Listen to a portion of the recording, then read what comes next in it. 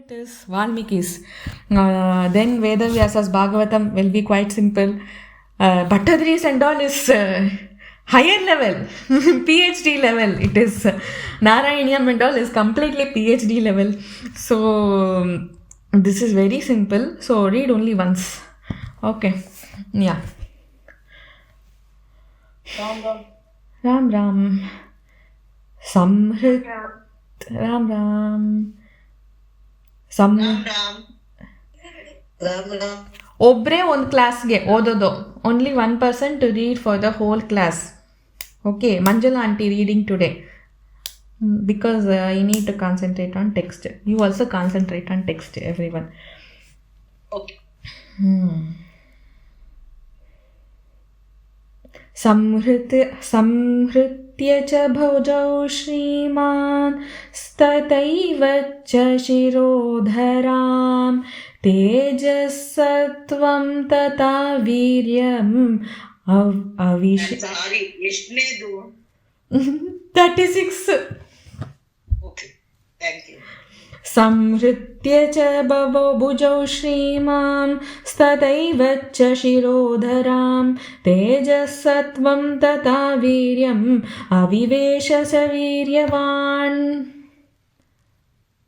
संहृत्य च भुजौ श्रीमान् तथैव च शिरोधरां तेजस्सत्वं तथा वीर्यम् आविवेश स वीर्यवान्. मार्गमालोकयन् धूर्ध्वं प्रणीहिते क्षणः रुरोध हृदये प्राणा नाकाशमवलोकयन्. मार्गमालोकयन् दूरात् ऊर्ध्वं प्रणिहिते क्षणः रुरोध हृदये प्राणान् आकाशमवलोकयन्. Some minor here you read Durdvam and here Pranan Akasha. I read Pranan Akasha, split. Yeah, you split and read Pranan Nakasha. Mine in it Pranan Akasha is also fine. Pranan Nakasha is also fine. Okay, yeah? Okay. And one more thing you told, no? Durar Durdvam. In mind. Durar Urdvam. Durar Durdvam. Yes, Durar Durdvam. Yes. Okay, so now Hanuman is doing namaskaram and he is praying that he has to find Sita successfully, and he starts to go towards the ocean to fly.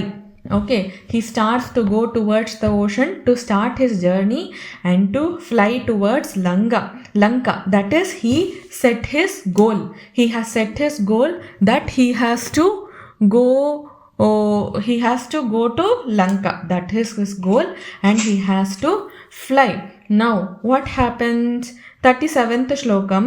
Margamalokayandura. Finished, no? Yes, 38. पद्भ्यां दृढमवस्थानं कृत्वा स कपिकुञ्जरः निकुञ्च्य कर्णौ हनुमानुत्पतिष्यन्महाबलः वानरान् वानरश्रेष्ठ इदं वचनमब्रवीत्. पद्भ्यां दृढमवस्थानां कृत्वा स कपिकुञ्जरः निकुञ्च्य कर्णौ हनुमान् उत्पतिष्यन् महाबलः वानरान् वानरश्रेष्ठा इदं वचनमब्रवीत्. Yes, these three are together. So if it is in different in your books, make it together. These three shlokams must be read together. Now he is telling the Vanaras. What is he telling the other Vanaras who are standing behind him? He is going to take off. Before that, he is saying bye to the Vanaras. What is that he is telling to them? Yata Raghava Nirmukta मुक्तः शरश्वसनविक्रमः गच्छेतद्वद्गमिष्यामि लङ्कां रावणपालिताम्. यथा राघवनिर्मुक्तः शरस्वसनविक्रमः गच्छेत्तद्गतमिष्यामि लङ्कां रावणपालिताम्. He says, like how Rama's arrows fly in the sky, I am also going to fly in the sky and I am going to go towards Lanka. But if there also I don't find Sita, nahi drakshyami yaditam lankayam janakatmajam anenaiva hi vegena gamishyami suralayam. नहि द्रक्ष्यामि यदि तां लङ्कायां जनकात्मजाम् अनेनैव हि वेगेन गमिष्यामि सुरालयम्. Suralayam, Swargam. Swargam, Valmiki has written it as Suralayam. This doesn't mean that Hanuman will commit Atmahatya and go to Suralayam. No, no. It actually means Hanuman will go to heaven to search for Sita over there. He will go to Suralayam and search whether Sita is there.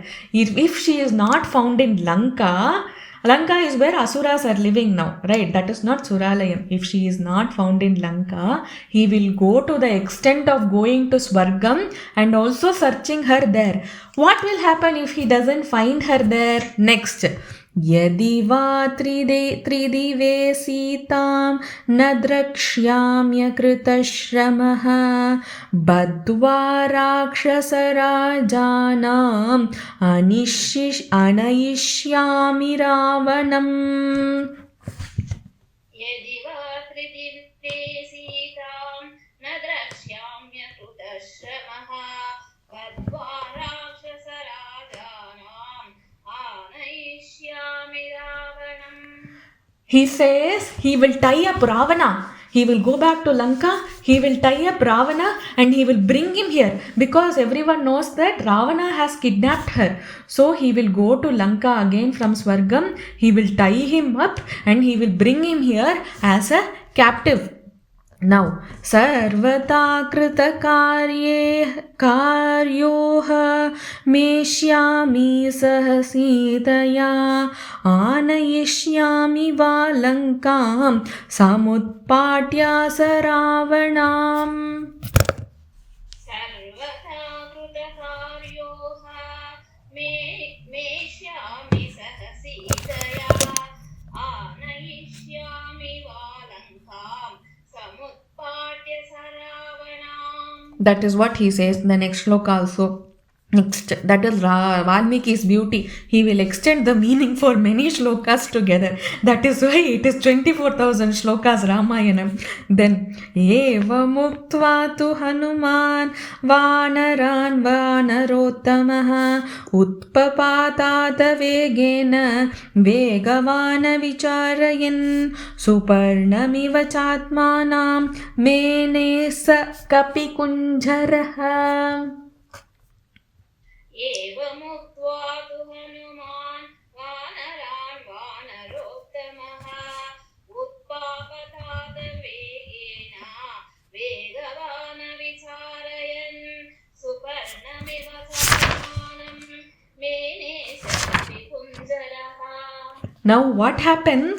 This is a very important shloka. Saying this, Hanuman takes off to the sky. He starts flying. Hanuman starts flying. So mark as important shloka. Hanuman takes off and he starts flying towards Lanka. Then samutpatati tasmistum vegate nagarohinah samhritya vitapan sarvan samutpeto samantatah. समुत्पतति तस्मिंस्तु वेगाते नगरोहिणः संहृत्य विटपान् सर्वान् समुत्पेतु समन्ततः. As soon as he took off, he is known for his vegam, that is speed. Hanuman is known for his speed. As soon as Hanuman took off towards the sky, the trees that were in the Mahendra Parvatam, remember this name, this is Mahendra Parvatam. In the future, after few shlokas, in today's class itself, we will be seeing one more Parvatam called as Mainaka Parvatam. So two Parvatams in one sarga. So that is the small details you have to note. So he is now in Mahendra Parvatam. When he took off from Mahendra Parvatam, what happened is some trees and all came with him. Means because of that speed, because of that vegam, some trees got uprooted and it came as though it was flying behind him. Sa koyashte bhakan padapan pushpashalinah udvahannuru vegena jagama vimalembare. समर्थको यस्तिबकान् पादपान् पुष्पशालिनः उद्वहन्नुरुवेगेन जगाम विमलेम्भरे. It came behind him, again the same meaning for the shloka. Uru vegodhata vriksha muhurtam kapimanvayuhu prastitam dirgamadvanam swabandhumiva bandavaha. ऊरुवेगोदिता वृक्षा मुहूर्तं कपिमन्वयुः प्रस्थितं दीर्घमध्वानं स्वबन्धुमिव बान्धवाः. Now, when somebody is going for some Dura Desha Prayanam in earlier days, what used to happen is if some person from your family is going to foreign or any place, everyone will go to the airport. Atta, Mama, Pati, Tata, everyone, Chiti, Chitappa, everyone will go to the airport and they will follow them till they board the plane and till they reach, they will be on the phone waiting for the phone. It is written here by Valmiki, that journey, that takeoff, and that trees that followed him looked like this scene. This scene that I told right now is compared to the scene where Hanuman takes off and the trees following him.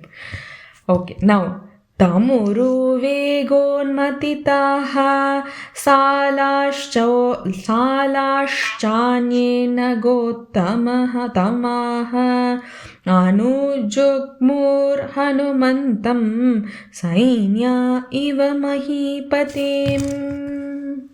तमोरुवेगोन्मथिताः सालास्थान्येन गोत्तमाः अनुजुग्मुर् हनुमन्तं सैन्या इव महीपतम्.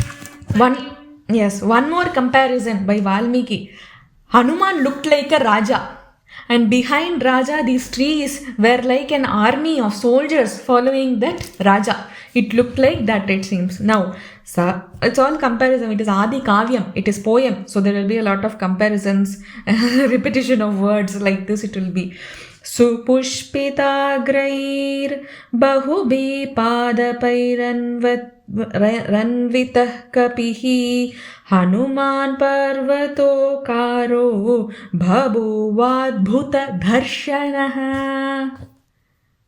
सुपुष्पिताग्रैर्बहुभिः पादपैरन्वितः कपिः Hanuman पर्वताकारो बभूवाद्भुतदर्शनः. That darshanam was so beautiful, it seems. That darshanam of what I explained right now, the trees following Hanuma, that was so beautiful. It was so very beautiful, and Hanuman looked like a mountain. Hanuman himself. Now I told Mahendra Parvatam and Mainaka Parvatam, you must remember. But Hanuman itself looked like a mountain, it seems, while he was flying. Now, Saravanto taye vriksha nyamajjalavanambhasi bayadeva mahendrasya parvata varunalaye. सारवन्तो तये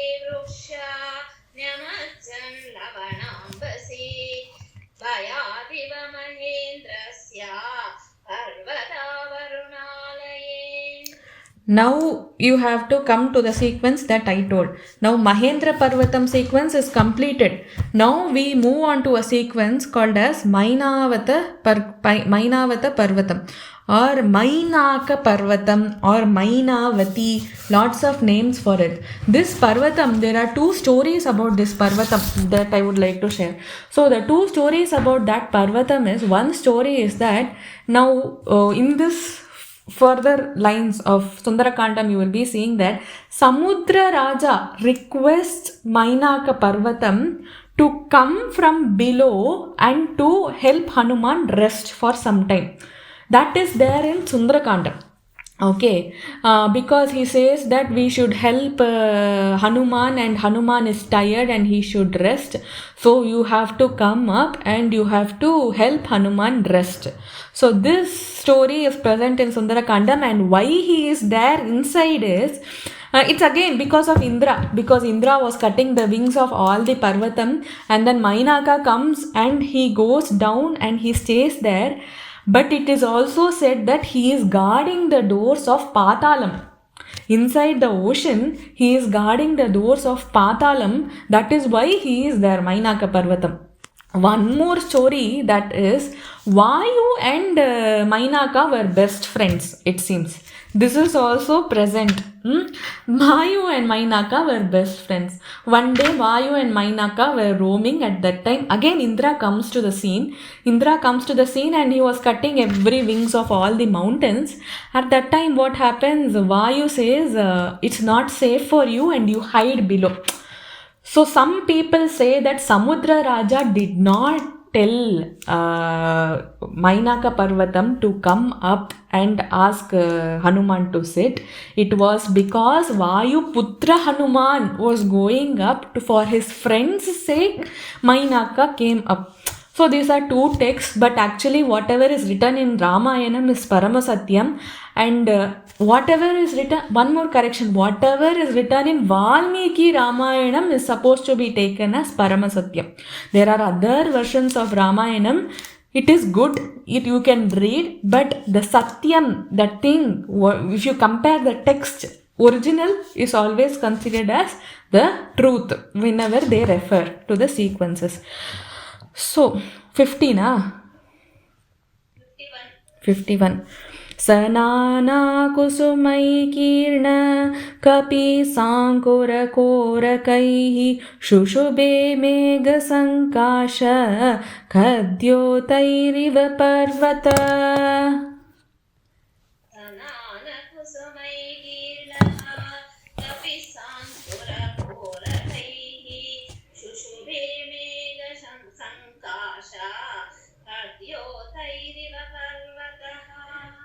Now, Vimuktastasya Vegena Muktva Pushpani Te Drumaha Avashiryanta Salile Nivritta Suhrudo Yata.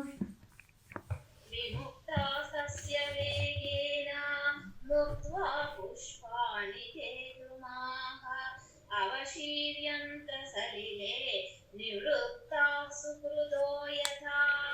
Now the trees that I told that followed Hanuman when he took off, from those trees fell flowers, it seems, and it looked like the sea was completely colorful because of the flowers that fell from the tree. The description of the sea that is given here is Adbhutam. It is said that the flowers were filled in the sea, and nowadays we fill pots and keep at home with flowers and all as decorative piece. You imagine the sea covered with flowers. It is unimaginably beautiful. That beautiful this scene was. Now, लघुत्वेनोपपन्नं तद्विचित्रं सागरे पतत् द्रुमानं विविधं पुष्पं कपिवायुसमीरितम्.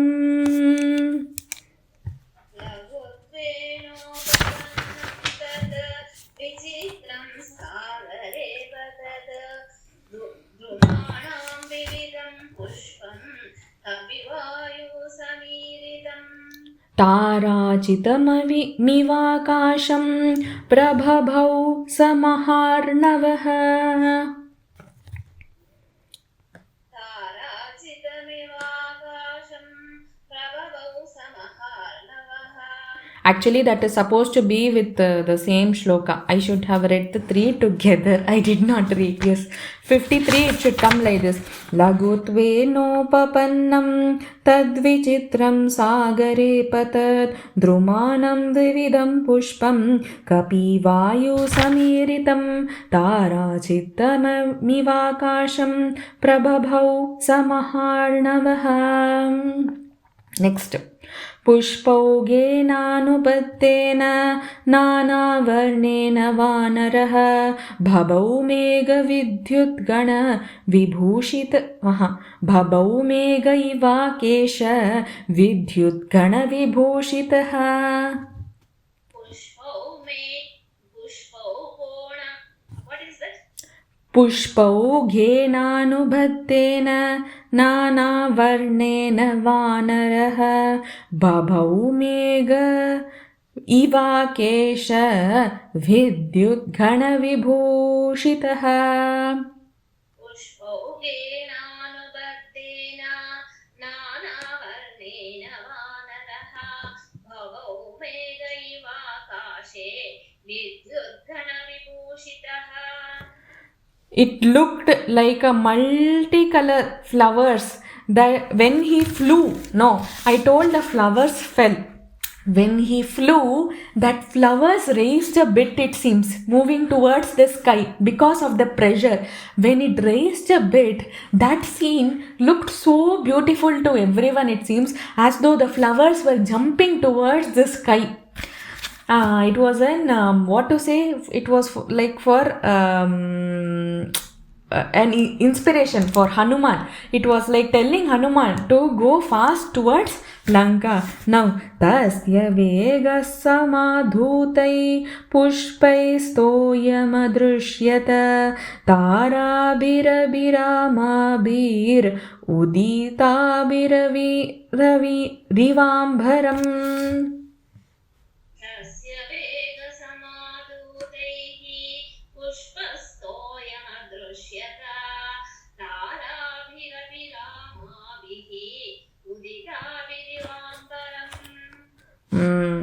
Then what happened? That sea water, because of that speed and because of that pressure, it started sprinkling upwards towards the sky, it seems. That also looked very beautiful because now the speed is less. Now if you see, when the speed becomes more, in the future you will see whirlpools that is appearing in the sea because of the pressure. Now, tasyam, what happened, auntie?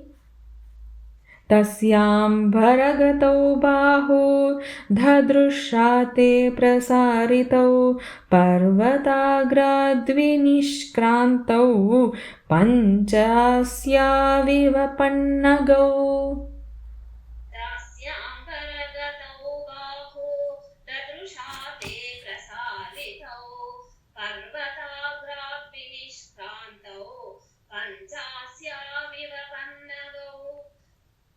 Fluctuations are there. Still, I am getting Wi-Fi. Okay. Should I ask somebody else? No, nothing. Okay. Okay, fine, super.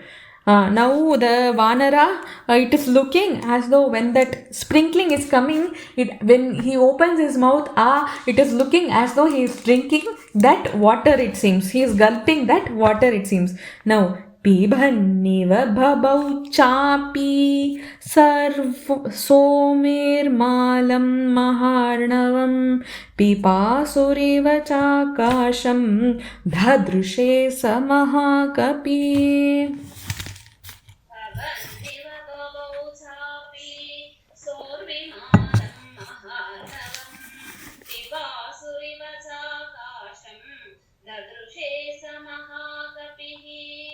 तस्य विद्युत्प्रभाकारे वायुमार्गानुसारिणः नयने विप्रकाशेते पर्वतस्ताविवानलौ. तस्य विद्युत्प्रभाकारे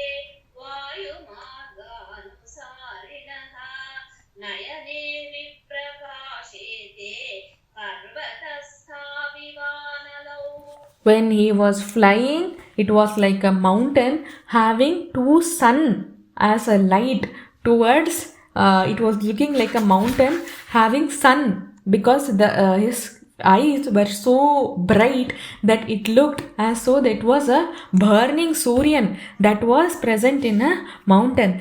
Pinge पिङ्गाक्षमुख्यस्य Brihati परिमण्डले चक्षुषी सम्प्रकाशेते चन्द्रसूर्याविवोदितौ पिङ्गे पिङ्गाक्षमुख्यस्य Brihati परिमण्डले चक्षुषी सम्प्रकाशेते चन्द्रसूर्याविवोदितौ. It was like the light that was coming in the day, it was like it was coming out of his eyes. His eyes were that bright, it seems. Mukham nasikaya tasya tamraya tamrama babhau sandhaya samabhisprushtam yata suryasya mandalam.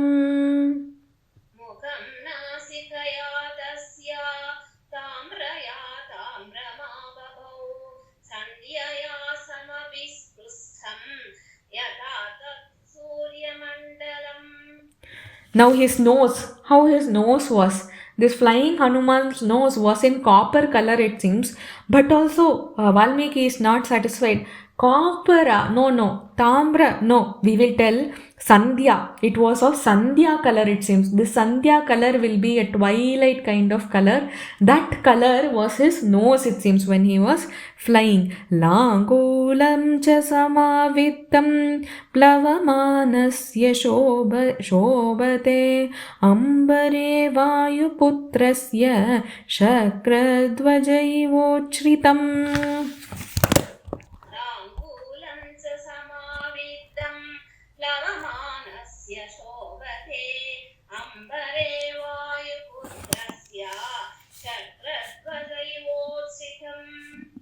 He looked as though he is so beautiful. Vayuputra, he is so beautiful in the sky. His tail looked as though it was a flag of Devalokam, it seems. It looked like a flag from the Devalokam, it seems. So beautiful his tail was. Langola chakrena mahan shuklam damshro nilatmajaha vyarochat mahapragnya परिवेशीव भास्करः. ताम्बूलचक्रेण महान् शुक्लदंष्ट्रो नीलात्मजः व्यरोचत महाप्रज्ञः परिवेशीव भास्करः. When crossing the ocean, he looked splendid in search of Sita. He looked so beautiful, it seems. स्पिग्देशेनाभिताम्रेण रराजस्य महाकपिः महताधारितेनेव गिरिगैरिकधातुना. दिग्देशेनाभिताम्रेण रराजस महाकपिः महदाधारितेनेव गिरिकधातुना. So he looked like a mountain, a beautiful mountain, which had a tail. So he looked like a mountain that had a tail, it seems. Tasya vanarasimhasya plavamanasya sagaram kakshantaraghato vayur jeemuta iva gharjati. तस्य वानरसिंहस्य प्लवमानस्य सागरं कक्षान्तरगतो वायो जीमूतैव गर्जति. Now that when he was passing, the air that went under him was roaring, it seems, because of the pressure. Like Simham, how a Simham roars, it was roaring, it seems, the wind that was passing through him. Now, केयता निपतन्युल्का ह्युत्तरान्ताद्विनिसृता दृश्यते सानुबन्धा च तथा स कपिकुञ्जरः ये यथा निपतत्युल्का युत्तरान्तद्विनिसृता दृश्यते सानुबन्धा च तथा स कपिकुञ्जरः. Dhumaketu or comet or what do you say, Dhumaketu. He looked like a Dhumaketu or a comet or a meteor in the sky, it seems. It looked so powerful, that scene when he was flying towards Lanka. Dhumaketu, what it does, when it lands, it is destruction. Correct? That place will get destroyed. When a comet lands, when a meteor lands, what happens? That place will get destroyed.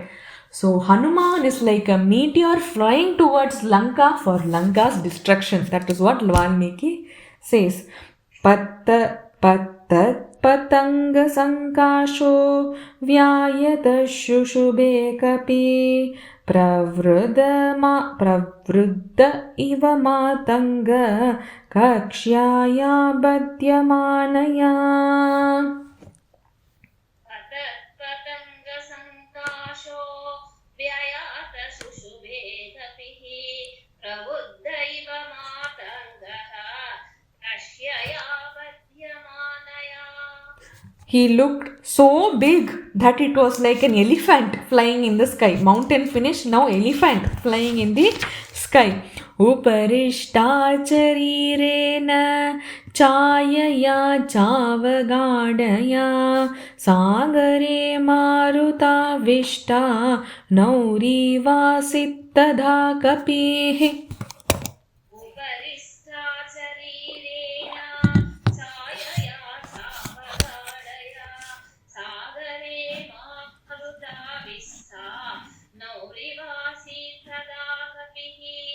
Yam yam desham samudrasya jagamas samahakapihi sasatasyoruvegena sonmada iva lakshyate. Yam yam desham samudrasya jagama samahakapihi sasatasyoruvegena sonmada iva lakshyate. It was like, I told you, no, starting because of the speed was late, it was like sprinkling. Now it is like whirlpools in the sea, it seems. Because of his speed, it looked like whirlpools, ferocious whirlpools inside the sea. Sagarasyormi jalani urasa shailavashmana abhignam stu mahaveka pupluve samahakapi. सागरस्योर्विजालानाम् उरसा शैलवर्ष्मणाम् अभिघ्नस्तु महावेगः पुप्लुवे स महाकपिः. कपिवातश्च बलवान् मेघवातश्च निःसृतः सागरं भीमनिर्घोषं कम्पयामास दुर्भृशम्. कपिवातश्च बलवान् मेघवातश्च निःसृतः सागरं भीमनिर्घोषं कम्पयामास दुर्भृशम्. It was like wind was shaking with fear, it seems. Because of that Hanuman's speed, wind and the ocean, because of that wind, started trembling with fear, it seems. Everything around Hanuman, except Hanuman, was trembling. That is why even we today, if we fear, if we hold on to Hanuman's feet, now fear will come next to us always. For fear, it is always Hanuman. So always you can trust on him and rely on him, and you can always fall down on his feet. He will bring you up. That is Hanuman. Yes. Vikarshannurmi jalani brihanti lavanambhasi pupluve kapishardule vikirannivarodasi. विदर्शन्नूर्मिजलानि गृह्णन्ति लवणाम्बसि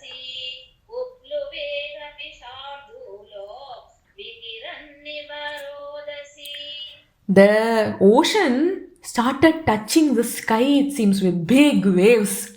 It was so much pressure that the below ocean started touching the sky because of big waves caused by Hanuman.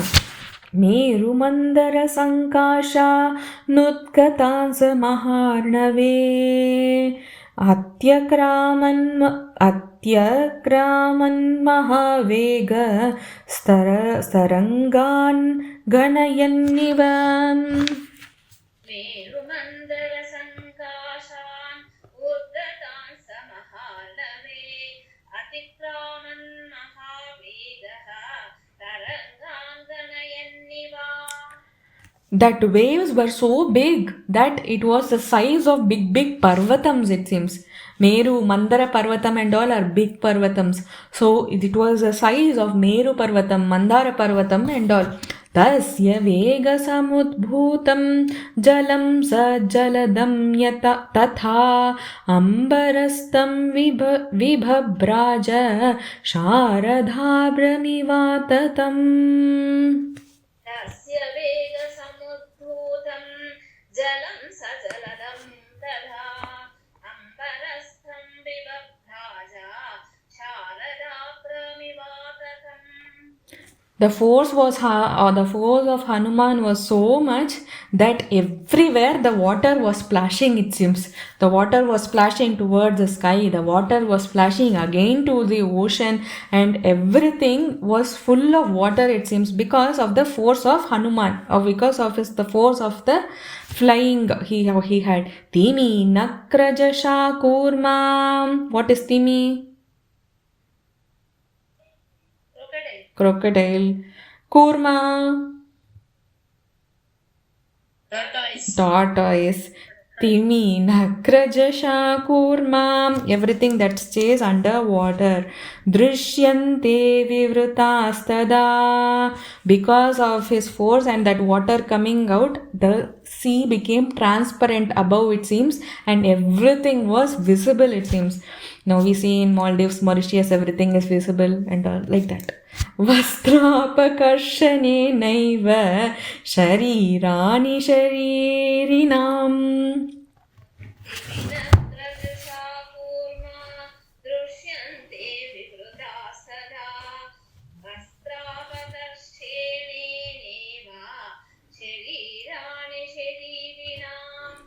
प्लवमानं समीक्ष्याता भुजङ्घा सागरालयाः व्योम्नीतं कपिशार्दूलं सुपर्ण इति मेनिरे.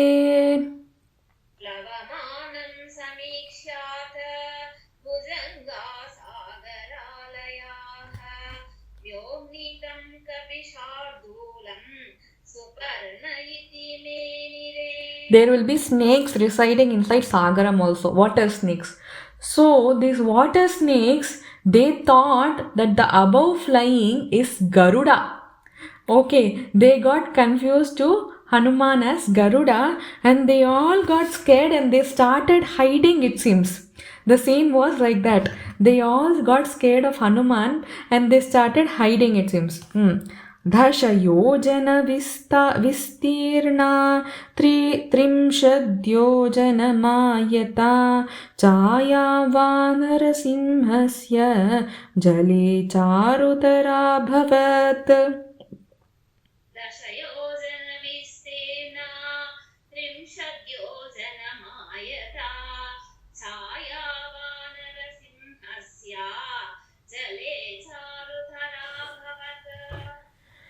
Hanuman's size was to Dasha Yojanam, it seems.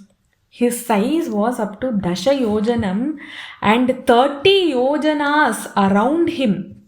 Dasha Yojanam this way and 30 Yojanas around him looked beautiful, it seems. As I said, it is beautiful, right? How do these resort people of Andaman or Maldives or Mauritius, how do they advertise? Basically, they advertise the undersea things, right?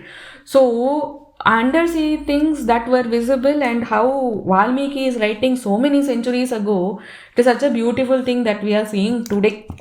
So around him, everything was so beautiful. It seemed. Shveta Bhraghana Rajiva. Who is Rajiva? Rama. Rama, yes. Shvetabhra Kanarajiva Vayuputranugamini Tasya sa Shushubhe Chaya Vitata Lavanambhasi. वेदाभ्रघनराजीवा वायुपुत्रानुगामिः तस्य सा शुशुभे छाया विततालवनाम्बसी. His shadow spread all over the place, it seems. Hanuman's shadow, it spread all over the place, it seems. It was so ghanam. It was ghanam and it was lavanyam. Generally, Rama is referred to lavanyam. Okay, Rama Avataram is referred to that lavanyam, that Sundaram. Sundaram, lavanyam. There are two things. Vishnu is always Sundaram. Sundaram means beautiful, Saundaryam.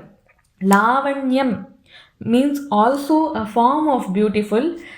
Lavanyam also is handsome. Also, that grace Rama had was Lavanyam. So, that Lavanya Rama was Neela Megashama, tall, dark, and handsome. So, that Hanuman's shadow was dark around all the places. See the description from where to where Valmiki has compared. It is so beautiful. Shushubhe sa mahateja mahakayo mahakapi vayumarge niralambe pakshvaniva parvatah. शुशुभे समहातेजा महाकायो महाकपिः वायुमार्गे निरालम्बे रक्षवानिव पर्वतः. Now, the Mainaka is down and there were wings for the Mainaka Parvatam, and now the Samudra Raja is going to request Mainaka Parvatam to come out in few lines. Yena sauyati balavan vegena kapi kunjaraha tena margena sahasa droni krutaivarnavaha. येन असौ याति बलवान् वेगेन कपिकुञ्जरः तेन मार्गेण सहसा द्रोणीकृतैवार्णवः. आपाते पक्षिसङ्गानां पक्षिराज इव व्रजन् हनुमान्ये गजालानि प्रकर्षन्मारुतो यथा. आपाते पक्षिसङ्गानां पक्षिराजा इव व्रजन् हनुमान् मेघजालानि प्रकर्षन्मारुतो यथा. He looked like Garuda flying over. Pandurarunavarnani Neelamanjishtakani cha Kapina Krishyamanani Mahabrani Jakashire. पाण्डुरारुणवर्णानि नीलमाञ्जिस्तकानि च कपिना कृष्यमाणानि महाप्राणि च काशिरे. With that clouds around him were following him, it seems. But then, how did the clouds and Hanuman look? Pravishanna brajalani nishpatamsha punah punah prachannascha prakashascha chandrama iva lakshyate. प्रविशन्न प्रजालानि निष्पतं च पुनः पुनः प्रच्छन्नश्च प्रकाशश्च चन्द्रमा इव लक्ष्यते. It looked like a moon, and moon if you see the moon sometimes, and if it's a cloudy sky, the moon sometimes get covered with the clouds, and then the moon is out of the clouds. Sometimes that happens with moving clouds, the moon is covered and all. So the moon here is Hanuman, and the clouds are like covering, and Hanuman is coming out of the clouds. It was like that, it seems. Now, प्लवमानं तु तं दृष्ट्वा प्लवङ्गत्वरितं तदा ववर्षुः पुष्पवर्षाणि देवगन्धर्वदानवः. प्लवमानं तु तं दृष्ट्वा प्लवङ्गं त्वरितं तदा ववर्षुः पुष्पवर्षाणि देवगन्धर्वदानवाः. All the Deva, Gandharva, Danavas, everyone are showering flowers over Hanuman.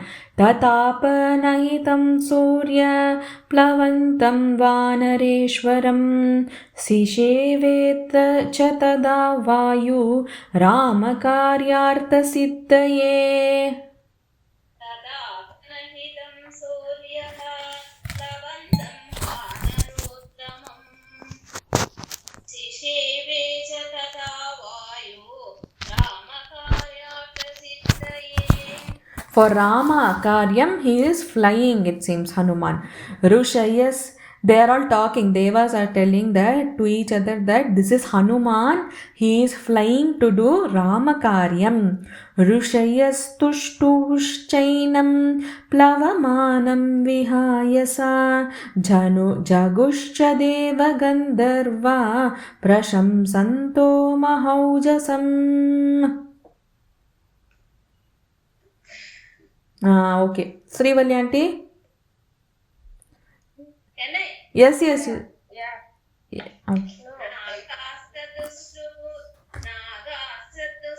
No. Rushayas tushtushchain. पुष्टपुष्टैनं प्लवमानं विहाय सा जगुष्ठदेवगन्धर्वा प्रशंसतो महोजसम्. Srivalli auntie and Manjula auntie read alternate lines. Okay. Nagasha tushtuuryaksha rakshamsi bibudha kagha prekshya sarve kapivaram sahasa vigataklamam. नागास्य तुष्टुर्यक्ष रक्षांसि विबुधाखगा प्रेक्ष्यात्काशे कपिवरं सहसा विगतक्लमम्. Yeah. Next. Now the sages are all singing for Hanuman, and they are all singing that this boy is going to do Ramakaryam. Like that, these Devas, Gandharvas, everyone are praising him, and they are singing stutis for him. Tasmin plavaga shardule plavamane Hanumati Ikshvaku kulamanarti Chintayamasa Sagharaha. तस्मिन् प्लवगशार्दूले प्लवमाने हनूमति इक्ष्वाकुकुलमानार्ति चिन्तयामास सागरः. Now, seeing the effortless way that he is flying, the Samudra Raja now thinks, Ayuyo, Hanuman is flying, he is going to do Ramakaryam, I have to help him in some way. Sahayam vanarendrasya yadi naham hanumatah karishyami bhavishyami sarvavachyo vivakshatam. साहाय्यं वानरेन्द्रस्य यदि हनूमतः करिष्यामि भविष्यामि सर्ववाच्यो विवक्षताम्. अहमिवक्ष्वाकुनातेन सागरेण विवर्धितः Ikshvaku सचिवश्चायं नावसीदितुर्मर्हति. अहमिक्ष्वाकुनातेन सागरेण विवर्धितः इक्ष्वाकुसचिवस्थायं नावसीदितुमर्हति. Here Rama is referred. Okay. Here what they say is, now if Hanuman is facing difficulty, we must answer Rama. So for Hanuman not to face difficulties, we must make some place for him to rest before he goes to Lanka. So that is why Samudra Raja is thinking, what can he do? How can he be of assistance to this Ramakaryam, because if he is of assistance to Hanuman, then it means that he is also of assistance to the Ramakaryam that Hanuman is carrying out. Now, tata maya vidatavyam vishrameta yata kapi shesham cha mai vishranta sukenati patishyati. तथा माया विदार्थव्यं विश्रमेत यथा कपिः शेषं च मयि विश्रान्तः सुखेनातितरिष्यति इति कृत्वा मतिं स्वाध्वीं समुद्रश्चन्नमम्भसि हिरण्यनाभं मैनाक मुवाच गिरिसत्तमम्. इति कृत्वा मतिं स्वाध्वीं समुद्रश्चन्नमम्भसि हिरण्यनाभं मैनाकम् उवाच गिरिसत्तमम्. This Mainakam had Hiranya top, that is golden top, it seems. So now they are telling that Samudra Raja and his people who are discussing of how to help Hanuman, they suggest that we tell Mainaka, who is hiding in the fear of Indra, to come up for some time so that he can help us in this Ramakaryam. त्वमीहासुरसङ्गानां पातालतलवासिनां देवराज्ञा गिरिश्रेष्ठ परिघः सन्निवेशितः. त्वमीहासुरसङ्गानां पातालतलवासिनां देवराज्ञां गिरिश्रेष्ठ परिघः सन्निवेशितः. त्वमेषां जातवीर्याणां पुनरेवोत्पतिष्यतां पातालस्याप्रमेयस्य द्वारमावृत्य तिष्ठसि.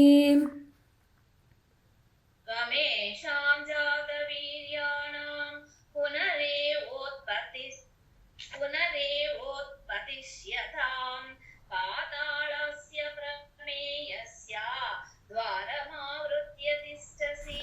Indra has placed him inside as the door to Patalam. Tirya Ghurtva. This is one more story. They say that Mainaka was flying somewhere. Indra brings him and he places as the door to Patalam because there were a lot of asuras roaming around. So this is also one of the story that Indra brought him and placed him inside. Okay. Tirya Ghurdhava Madashchaiva Shaktisте Shailavarditum Tasma Samchodayami Tvamutishta Girisattama.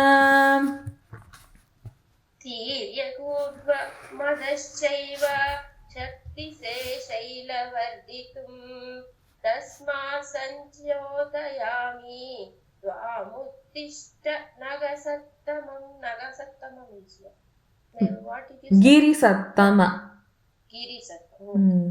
Now the Mainaka is ordered to rise up. Sa esha kapishardulastvamuparieti viryavan Hanuman Ramakaryartam Bhima Karma Kamaplutaha. एष कपिशार्दूलः त्वामुपर्येति वीर्यवान् Hanuman रामकार्यार्थं भीमकर्माकमाप्लुतः. Asya sahyam maya karyam ikshvakukulavardhinaha mama ikshvakavah pujya param pujyatamastava. अस्य साह्यमया कार्यम् इक्ष्वाकुहितवर्तिनः मम इक्ष्वाकव पूज्य परं पूज्यतमास्तव. Helping Hanuman is like helping the Ikshvaku Kulam itself. So we have to help Hanuman. Kuru sachivyamasamasmakam nana karyamatikramed kartavyamakrtam karyam satamanyumudhirayet.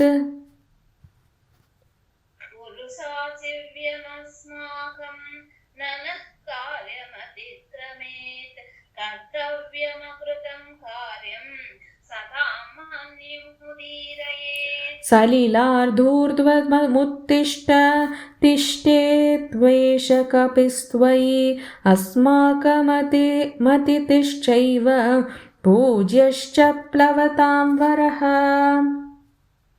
सलिलादूर्ध्वमुत्तिष्ठ तिष्ठत्वेषकपिस्त्वयि अस्माकमतिश्चैव पूज्यश्च प्रवतां वरः.